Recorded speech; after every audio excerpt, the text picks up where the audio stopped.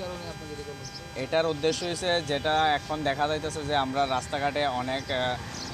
মানে drug addict patient আছে যারা বাড়ি ঘরে মারধর করতেছে বা বাড়ি ঘরে ড্রাগস নেওয়ার লেগে টাকা দেওয়ার লেগে অনেক তারা ফ্যামিলিতে প্রবলেম ক্রিয়েট করতেছে, মা বাবারে মারতেছে বা ঘরের জিনিসপত্র নিয়ে বিক্রি করে লইতেছে। এরকম অনেক কিছু আমরা পরিবারে দেখা যাইতেছে বা আমাদের পাড়ার মধ্যে বা আমাদের সমাজে বিভিন্ন ঘরের মধ্যে এখন এই জিনিসটা কমন জিনিস হয়ে গেছে। তো এটারে বদ্ধ করার লক্ষ্যে যারা বিক্রি করতেছে এটা